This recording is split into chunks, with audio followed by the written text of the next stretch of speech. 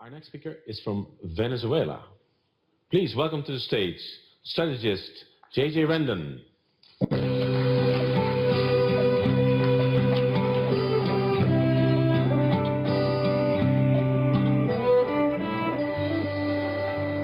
So, thank you. We're supposed to talk about the power of one and creativity and how you can or not become creativity. But I'm going to please request for you to excuse me for what I'm going to do right now. I'm going to take, from the 10 minutes that I have, 1 minute to talk about my country. We have 178,000 people got killed in the last 14 years. I have to say that. We have around 500 mainstream media closed, around 148,000 properties stolen by the government. We have no separation of different powers like the Supreme Court, prosecutor and everything. They are all concentrated on one big power.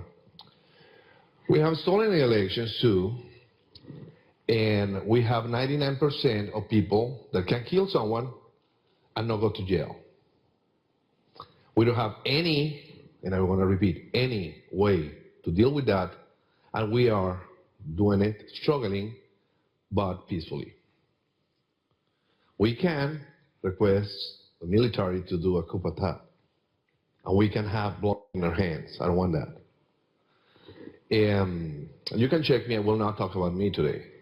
You can check me online, J.J RENDON, whatever, you put it there. You're going to see good things and bad things. Most of the bad things come from my government that calls me countryless. Imagine this. Your government don't give you a passport and you became countryless without any trial. I'm here because I can move inside the United States. I cannot go outside because I don't know if, meanwhile I'm traveling, they can take out my passport and will be like Snowden hanging out in Latin America. That is the place that I work. Saying that, the only thing that I want to request about my country, and I pass through my minute, is check it out, please. Check what is happening, because we have a new model developing now in certain countries in Latin America and other countries in the world. And I put a name for that. It's called NEOTOTALITARISMO, a new way to control countries, but you cannot be called dictatorship because you have the figures of the institutions there that make you feel that you can recognize something called real government. Thank you. Now we talk about sex. And no, it's not. My part is about being human, and, I already took this 10 minutes to do that. And I think that for the sake of the 10 minutes, I'm going to resume 4 things that I believe that are related to being human. First one, the sense of humor. I will not talk about that. You have it already. The intelligence, I believe you have to be a little smart. Creativity and sex for pleasure. Raise the hand? No, don't do it. Animals don't do sex for pleasure. They just reproduce. You know that. Especially rabbits. They do it fast. Yes, very fast. Don't have rabbits as a pet, please. Or mouses. But anyway, I'm going to kindly request, give it to you, that you check about the humor. This is the best book ever. I read this book when I was 19 years old. And I was in a fight with a theater director in my school, in my university. And I read the book and I direct theater for 3 years and make everyone laugh. That's the book. Whatever you want to know about humor, read that guy. 19th century, Henri Bergson, French. Then, The Right to Be Intelligent, that is what the other guy was talking about, was written in 1985 by Luis Alberto Machado. You have to read that one, very good. And that one, you cannot miss it. The Kama Sutra and the Tao of Love and Sex. Please read it. But let's talk about creativity. It is genetic, or it's something that you can acquire. I'm going to tell you a very short story about me, not the good things. You can check that online, the bad things too. I was, what do you call that? Those guys that are like, stutter. What do you say that? Stutter, that one, yes. very bad. I hope you never had that.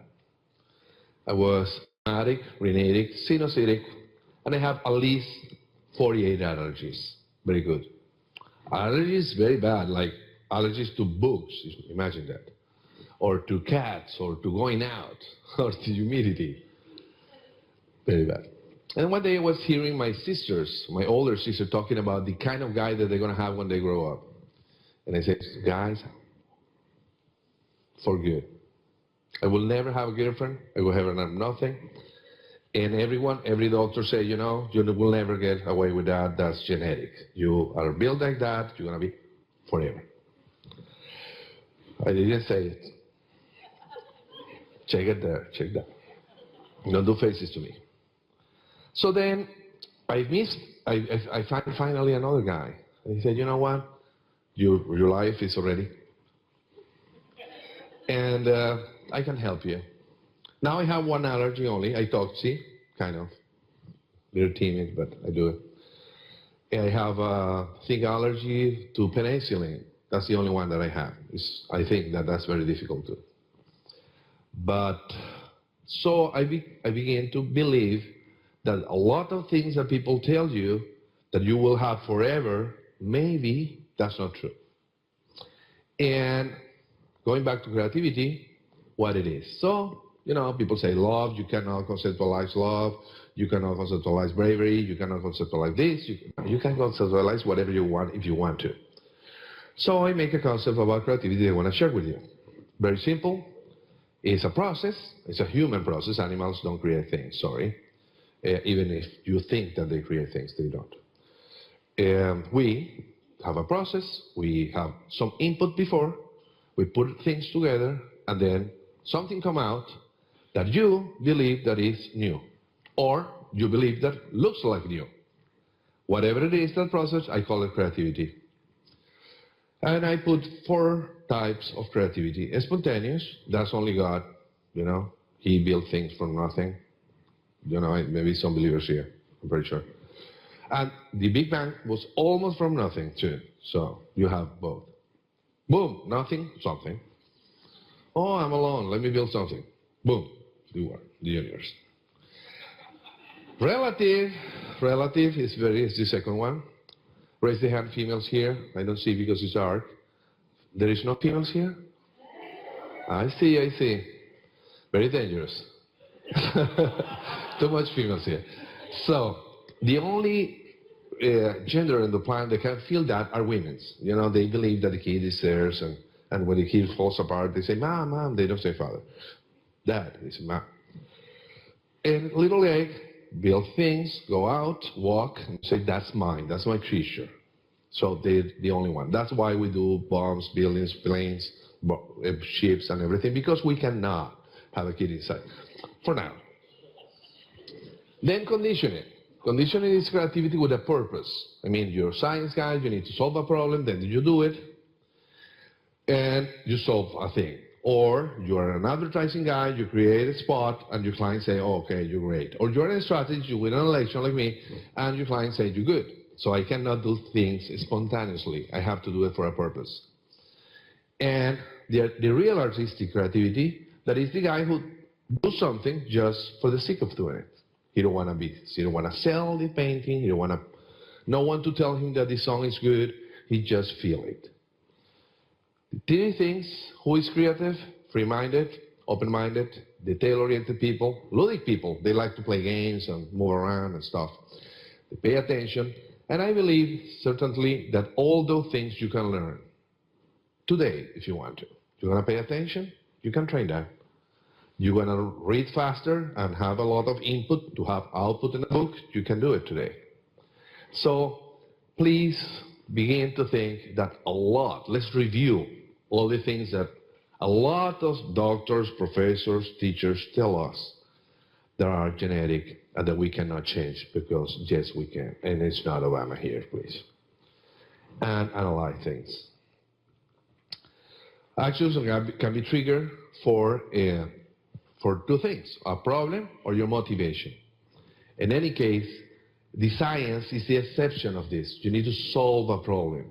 But we need to express ourselves every day. That makes us human. So if you don't express yourself and you don't learn how to be creative, you're going to be less and less creative. Thank you.